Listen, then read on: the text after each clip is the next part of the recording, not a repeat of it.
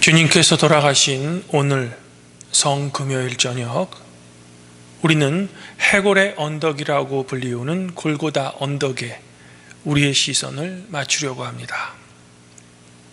이 골고다는 하나님의 어린 양이 죽임을 당한 곳입니다. 즉 하나님의 아들인 예수님께서 우리 인류의 죄를 대속하기 위해 당신 자신의 생명을 죽음 앞에 내놓은 곳이죠. 이런 이유로 골고다는 우리 인류의 죄가 얼마나 깊은지 우리에게 알려주며, 또한 이러한 인간을 하나님께서는 얼마나 사랑하셨는지를 우리에게 동시에 가르쳐주는 곳입니다. 예수님께서는 외로이 홀로 자기 십자가 하나도 감당하지 못할 정도로 아주 지친 몸으로 이곳 골고다 언덕에 끌려오셔서 마침내는 십자가에 달리셨습니다.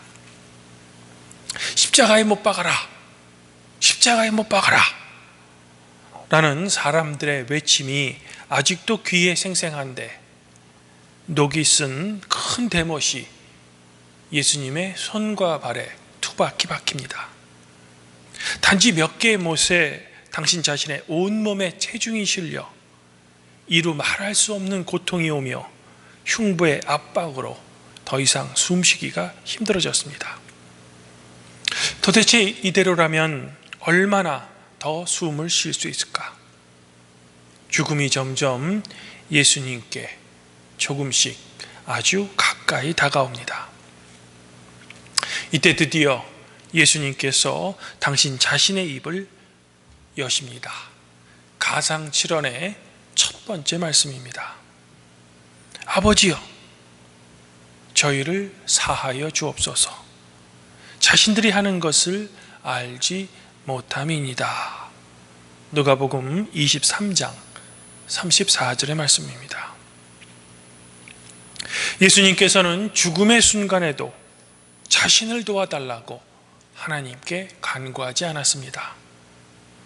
부당한 재판을 통하여 억울하게 당신 자신을 십자가에 못 박는 사람들을 향해서 조그만한 저주도 퍼붓지 않으셨습니다. 오히려 예수님께서는 당신 자신을 정죄하는 자들을 용서해달라고 하나님께 기도하셨습니다. 자기를 조롱하는 자들의 구원을 위해 기도하신 겁니다. 이처럼 예수님께서는 자신을 배반하고 죽음까지 내몰며 자기를 십자가에 못 박는 사람들을 위해 마지막 힘을 다해 하나님께 간구하고 계신 겁니다. 예수님의 십자가 좌우편에는 두 사람의 행악자가 달려 있었습니다. 어떤 이들은 이 두 명의 행악자가 유대 민족을 구원하기 위해 자기의 목숨까지 바친 의로운 민족주의자라고 평가하기도 합니다. 그러나 성경은 그저 이들을 행악자라고 표현합니다. 즉, 이 두 사람은 범죄한 사람들이라는 겁니다. 이들이 도대체 무슨 험악한 죄를 저질렀는지 우리는 알 수 없습니다. 그러나 분명한 것은 이 두 사람 모두 십자가에 달려 처형당할 수밖에 없는 무서운 범죄자라는 거죠. 바로 그때 이들 중 한 명이 예수님을 비방하며 이렇게 말합니다. 내가 그리스도가 아니냐? 너와 우리를 구원하라. 이때 이 사람이 예수님을 향해 그리스도라고 말하는 것은 그의 진정한 고백은 아닐 겁니다. 그 사람에게 예수님은 그저 백성들에게 스스로를 그리스도로 사칭하다가 마침내는 자신들처럼 십자가에 죽는 처지에 있는 사람일 뿐이라는 겁니다. 그러므로 이 사람의 말은 예수님을 향한 조롱이었던 겁니다. 그러나 십자가에 달린 또 다른 사람은 달랐습니다. 그는 진정으로 하나님을 두려워하는 사람이었죠. 그는 자신의 잘못을 진심으로 고백하는 사람이었기에 예수님께서 십자가에서 올렸던 첫 번째 기도, 즉 아버지여, 저희를 사하여 주옵소서. 저들은 자신들이 하는 일을 알지 못합니다 라는 간절한 간구를 그는 들었던 겁니다. 그리고 바로 이런 기도를 드릴 수 있는 분이야말로 죄가 없으신 분이시며 이분이 다름 아닌 그리스도이심을 그는 굳게 믿었던 겁니다. 그래서 그는 이제 예수님께 이렇게 간구합니다. 예수님, 당신의 나라에 임할 때에 저를 기억해 주십시오. 이 요청은 자신을 구원해달라는 간절한 요청이었습니다. 그가 이런 간구를 드릴 수 있는 이유는 바로 예수님께서 진정한 그리스도임을 그는 확실히 믿었기 때문입니다. 그러자 예수님께서 이 사람에게 이렇게 말씀해 주십니다. 가상 7원의 두 번째 말씀입니다. 내가 진실로 너에게 이르노니 오늘 너가 나와 함께 낙원에 있으리라. 누가복음 23장 43절의 말씀입니다. 예수님께서 그에게 이와 같은 구원의 확실한 약속을 해 주실 수 있는 것은 오직 그의 믿음으로 가능했던 겁니다. 구원의 조건은 오로지 믿음임을 확인시켜주는 주님의 말씀인 겁니다. 비록 어떤 사람의 전생애가 죄악으로 얼룩져 있다 할지라도 죽음이라는 마지막 생애의 순간에 예수님을 구주로 믿는 사람은 그 누구도 구원의 은총을 허락받을 수 있음을 우리들에게 알려주는 주님의 말씀인 겁니다. 예수님께서 당신의 공생애 동안 포도원 주인이 일꾼에게 품삯을 지불해 줄 때 아침부터 일찍 들어와 일한 일꾼이나 저녁 늦게 들어온 일꾼에게나 동일한 품삯을 나누어 준다는 비유로 구원은 인간 쪽에 그 어떠한 조건이 아니라 바로 일방적인 하나님의 은총으로 말미암을 제자들에게 가르쳐 주었는데 바로 이 하나님의 은총을 이 행악자가 십자가 위에 마지막 순간에게 받았던 겁니다. 이제 모진 고통과 함께 죽음의 그늘이 점점 예수님께 드리워질 때 예수님께서는 십자가 아래에 계신 당신 자신의 육체 어머니 마리아를 바라봤습니다. 어머니 마리아는 당신의 아들 예수께서 버거운 십자가를 제대로 짊어지지 못한 채 그의 십자가를 대신 지은 구레네 시몬의 뒤를 비척거리며 따를 때 칼로 베는 듯한 아픈 가슴으로 예수님과 동행했습니다. 세상의 그 누구도 당신의 사랑하는 아들 예수를 십자가에 처형당할 마땅한 범죄자라고 욕해도 어머니 마리아에게는 예수님은 여전히 사랑스러운 아들이었기 때문입니다. 골고다 언덕에 올라와 그 녹슨 대못이 당신의 아들의 손과 발에 피를 쏟으며 박힐 때에도 그 광경을 참아 볼 수 없어서 어머니는 눈을 돌렸지만 어머니 마리아는 홀로 죽어가는 아들을 차마 버려둘 수 없어 그 고난의 자리에 함께하고 있었던 겁니다.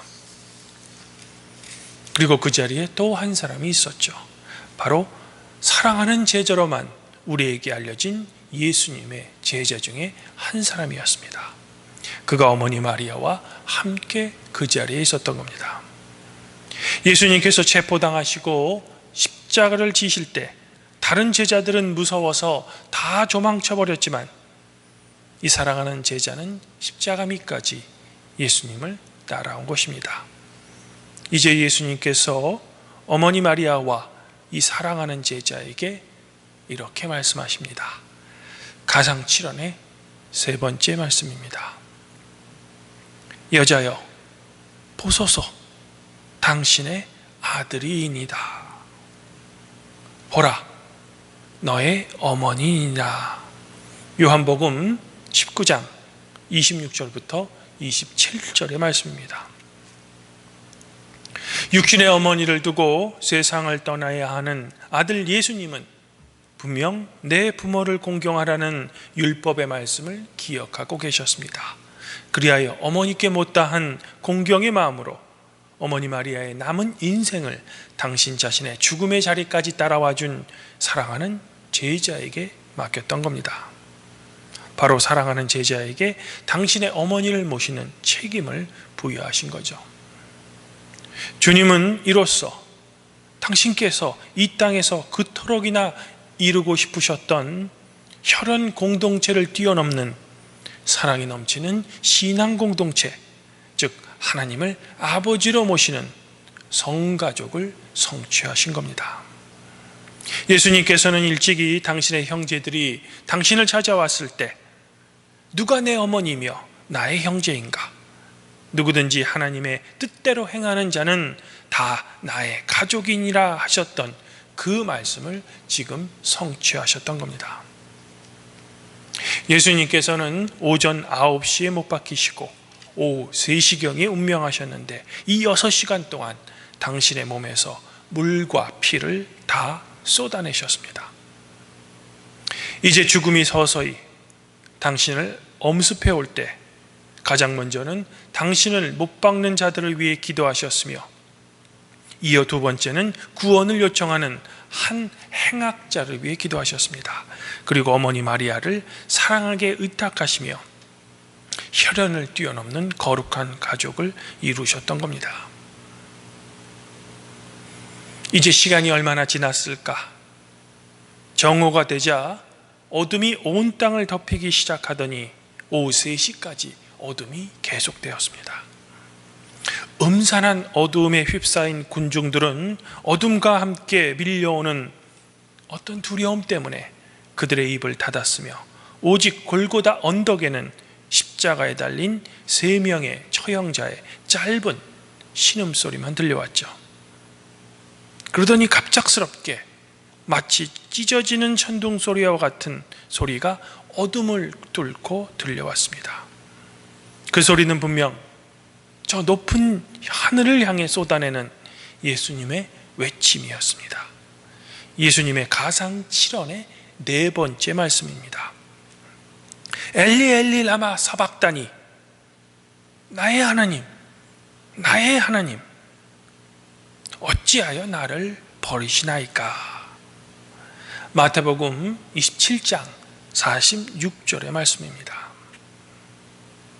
십자가형은 인류가 고안한 처형 방법 중 가장 잔혹한 처형 방법이라고 합니다.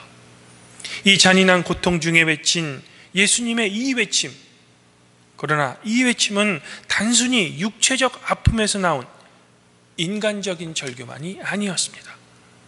오히려 예수님의 이 외침은 예수님의 영혼 깊숙한 곳에서 솟구쳐 올라오는 거룩한 절규였습니다. 인류의 죄를 대신한 어린 양으로 죽어 하나님께 버림받는 아픔의 절규였던 겁니다. 골고다 언덕에 올려 퍼졌던 이 하나님께 버림받은 주님의 이 외침이 없었더라면 어찌 우리가 하나님 앞에 사랑받는 자녀들이 될 수 있었을까? 그러하기에 우리는 이제는 그러므로 그리스도 예수 안에 있는 자들에게는 결코 정죄함이 없다라는 사도 바울의 로마서 8장 1절의 말씀을 우리 자신들의 말씀으로 비로소 받아들일 수 있게 된 겁니다. 이제 십자가에 달린 주님의 생명이 거의 막바지 한계에 도달한 것 같습니다. 그럴 수밖에 없는 이유는 손과 발에 박힌 못에 지탱되는 온몸의 체중이 당신의 심장을 압박할 뿐만 아니라 허리에 깊숙이 찔린 창자국을 통해 온몸에 물과 피가 속절없이 쏟아져 나오기 때문이다. 이제 숨은 턱까지 차오르고 입술은 바짝 타오릅니다. 이런 고통 속에서 예수님께서는 신음하시며 가상 7원의 5번째 말씀을 하십니다. 내가 목마르다. 요한복음 19장 28절의 말씀입니다. 내가 목마르다. 이 말씀은 바로 하나님이신 당신 자신께서 우리를 구원하시고자 우리들이 당해야 할 그 고통에까지 참여한 예수님의 구체적인 사랑의 증거였죠. 절박한 죽음의 자리까지 함께하여 준 하나님의 사랑의 몸부림이었던 겁니다. 하나님이신 예수님은 우리 인간을 너무 사랑하시기에 하나님으로서 당연히 받으셔야 할 영광과 존귀는 뿌리치시고 우리가 당하는 죄악의 자리까지 내려오셔서 그 고통을 몸소 경험하신 겁니다. 그러므로 이제 내가 목마르다 라고 외치셨던 이 예수님이야말로 우리가 고통당할 때 우리와 함께 동행해 주시며 우리를 도울 수 있는 분임이 분명해진 겁니다. 그래서 우리는 우리의 모든 어려움을 예수님께 맡길 수 있는 겁니다. 주님은 분명히 말씀해 주셨습니다. 누구든지 목마르거든 내게로 와서 마시라. 나를 믿는 자는 성경의 이름과 같이 그 배에서 생수의 강이 흘러나오리라. 수고하고 무거운 짐진 자들아 다 내게로 오라. 내가 너희를 쉬게 하리라. 너희는 마음에 근심하지 말라. 하나님을 믿으니 또 나를 믿으라. 주님은 이처럼 목마른 분이셨기에 우리의 모든 짐을 맡길 유일한 우리의 구세주였던 겁니다. 이제 예수님께서 드디어 숨을 거두실 때가 되었습니다. 정신을 잠시 잃게 되는 혼수 상태에 빠지는 것이 아니라 모든 사람이 그러하듯이 잠잠해지는 호흡과 함께 뛰던 심장이 멈춰지고 온몸에 온기가 빠져나가 싸늘한 시체로 굳어지는 죽음입니다. 그런데 이런 죽음을 코앞에 두신 예수님께서 분명하게 말씀하십니다. 가상칠언의 6번째 말씀입니다. 다 이루었다. 요한복음 19장 30절의 말씀입니다. 다 이루었다. 이것은 주님의 개선의 외침입니다. 바로 승리의 창가죠. 새 왕국을 꿈꾸며 갈릴리에서 예루살렘까지 따라왔던 제자들, 그리고 예루살렘에 입성할 때 호산나를 부르며 환호했던 백성들은 모두 예수님께서 영광의 보좌에 앉음으로 세상을 구원할 것을 기대했습니다. 그러나 예수님께서 반대자들에게 허약한 모습으로 끌려가자 그들은 도망쳐버리거나 십자가에 못 박으라는 것을 외치며 그들의 기대를 포기했던 겁니다. 새 왕국 건설을 위한 그들의 꿈을 예수님의 죽음과 함께 완전히 포기했던 겁니다. 하지만 그들과는 달리 하나님께서는 예수님을 통한 인류의 구원이라는 당신의 계획을 한치의 착오도 없이 진행하고 계셨던 겁니다. 그리하여 저 구약의 이사야 예언자를 통해 계시하셨던 당신의 뜻을 기어이 이루고자 하셨던 겁니다. 그는 실로 우리의 질고를 지고 우리의 슬픔을 당하였거늘 우리는 생각하기를 그는 징벌을 받아서 하나님께 맞으며 고난을 당한다 하였노라. 그가 찔림은 우리의 허물을 인함이요 그가 상함은 우리의 죄악을 인함이라. 그가 징계를 받음으로 우리가 평화를 누리고 그가 채찍에 맞음으로 우리가 나음을 입었도다. 우리는 다 양 같아서 그릇 행하여 각기 제 길로 갔거늘 여호와께서는 우리 무리의 죄악을 그에게 담당시키셨도다. 하나님의 섭리 가운데 예수님께서는 마땅히 죽으실 수밖에 없으셨던 겁니다. 그러므로 예수님의 다 이루었다 라는 이 외침은 바로 성도 여러분들을 구원하기 위한 주님의 승리의 환호였던 겁니다. 예수님께서는 6시간 동안 십자가에 매달려 계셨습니다. 이 6시간은 인류 구원을 위해 당신의 온몸에 물과 피를 쏟아낸 고통의 시간이었으며 무엇보다도 인류의 모든 죄를 짊어진 대속죄물로서 죄를 미워하시는 하나님께 철저하게 외면을 당하신 비통의 시간이었습니다. 그런데 예수님께서 이렇게 마지막 순간까지 당신을 외면하시는 하나님을 애절하게 붙잡고 계셨습니다. 이제 가상칠언의 마지막 7번째 말씀입니다. 아버지여, 내 영혼을 아버지 손에 부탁하나이다. 누가복음 23장 46절의 말씀입니다.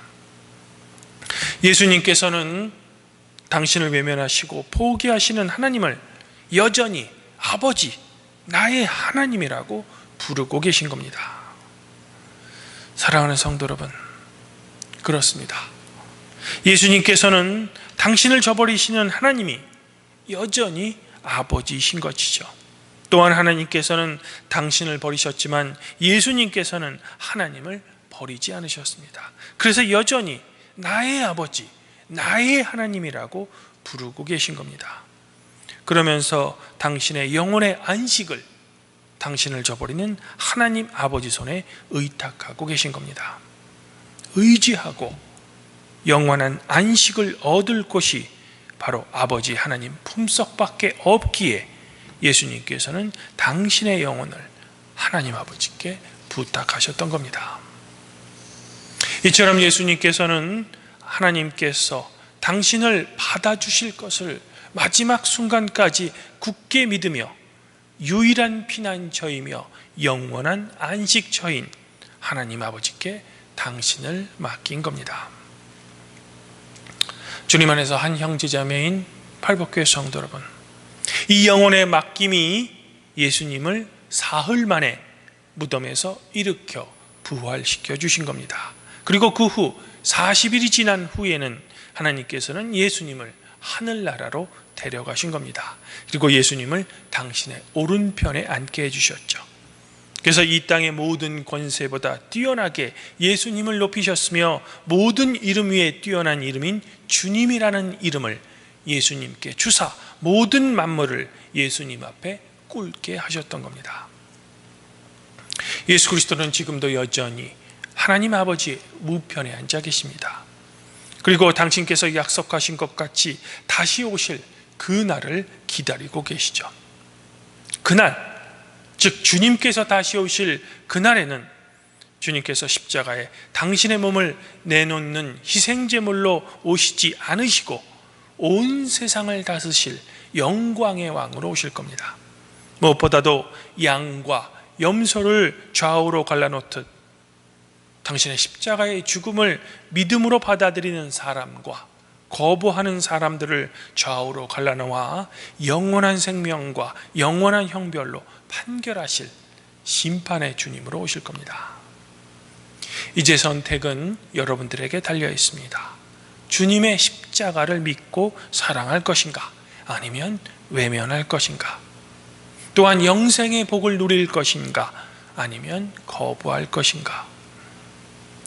아무쪼록 소망하기는 우리 성도님들 모두 성령님의 인도하심에 따라 영원한 생명을 선택하셔서 죽음의 세력을 이겨내시고 밝아오는 새벽 여명과 함께 무덤에서 일어나신 주님의 부활의 영광에 참여하시기를 지금 이 시간 간절히 축원드립니다. 모든 지각에 뛰어나신 하나님의 평강이 그리스도 예수 안에서 여러분들의 마음과 생각을 지켜주실 것입니다.